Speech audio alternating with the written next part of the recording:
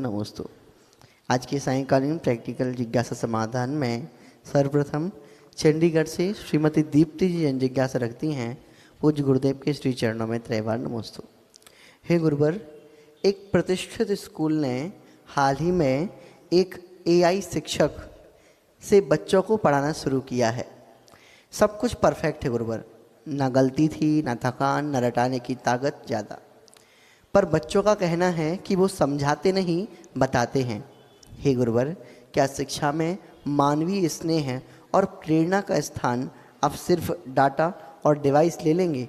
क्या भविष्य में गुरु शब्द केवल तकनीकी प्रोसेस बनकर रह जाएगी? कृपया समाधान करें। नमोस्तु गुरुवर। भारतीय शिक्षा पद्धति को देखें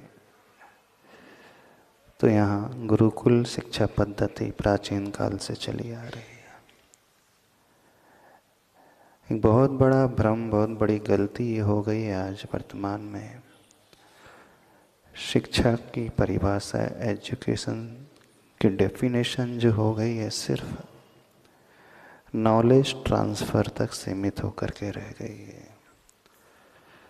आज की दुनिया ने शिक्षा को सिर्फ बुद्धि का विषय बना करके रख लिया है, जबकि शिक्षा ये होती ही नहीं है। शिक्षा का उद्देश्य नॉलेज नहीं बल्कि विजडम होना चाहिए।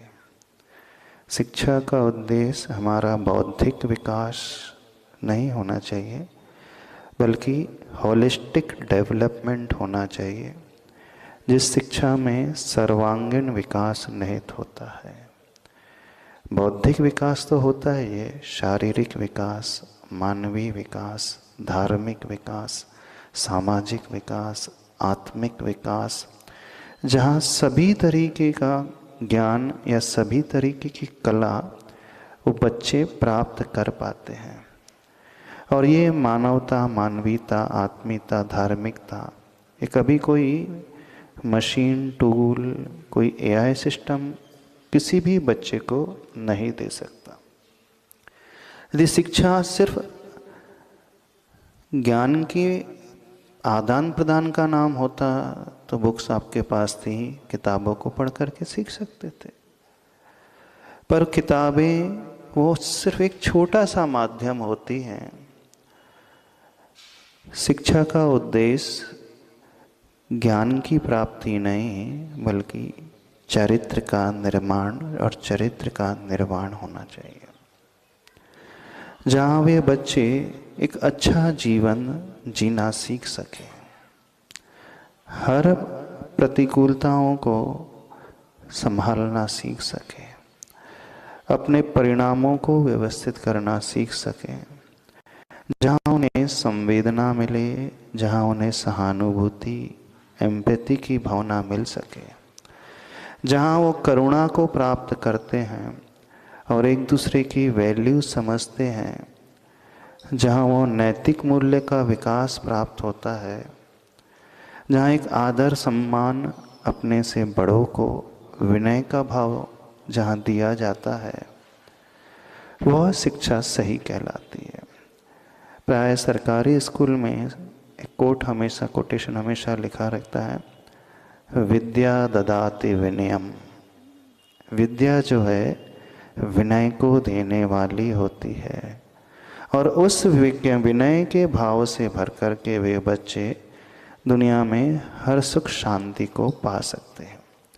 अब आप किसी भी एआई टूल्स का आलम्बन लेकर के बच्चों को सारे विषय का ज्ञान तो दे सकते हो और बहुत अच्छे से दिया जा सकता है।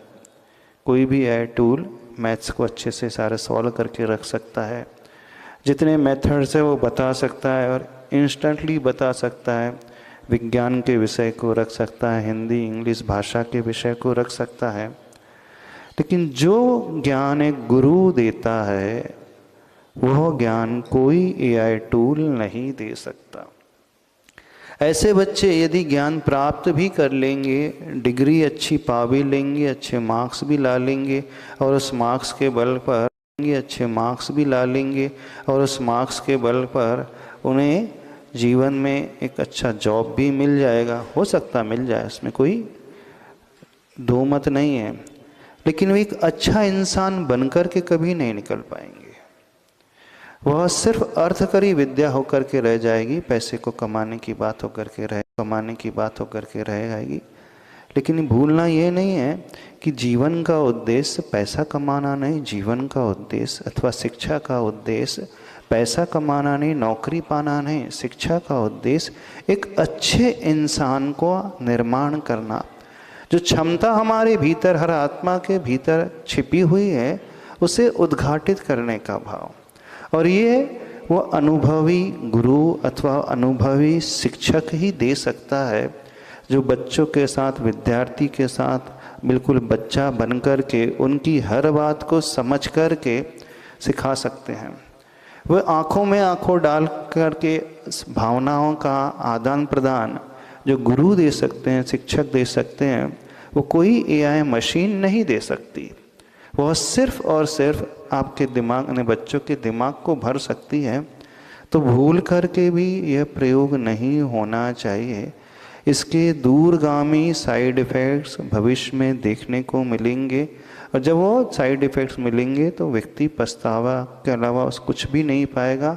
तो आप उसे कंटिन्यू करें जो प्राचीन पद्धति है, भगवंतों ने, तीर्थंकरों ने बतलाई है, उसी को हम अपनाना सीखें।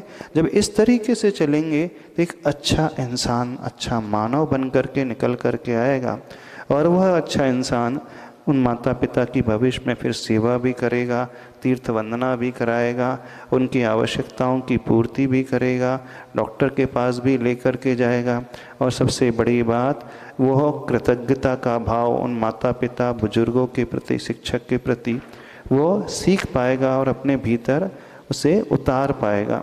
तो शिक्षा इस प्रकार की होना चाहिए जहाँ हॉलिस्टिक डेवलपमेंट होता है, और वो हॉलिस्टिक डेवलपमेंट बच्चों के भीतर से ही आता है। नहीं, ज्ञान तो सबके भीतर भरा हुआ है, बस हम उन बच्चों को एक माहौल देते हैं कि उनके भीतर जो प्रतिभा छिपी होती है उसे हम उद्घाटित कर सकते हैं। बच्चों की जो हॉबीज़ होती हैं, जो इंटरेस्ट होता है, उसके अनुसार बच्चों को शिक्षा दी जानी चाहिए, और रटने वाली शिक्षा नहीं दी जानी चाहिए। चाहे आप बुक्स से दें अथवा किसी एआई टूल से दें, दोनों ही शिक्षा खतरनाक होती है। इंदौर से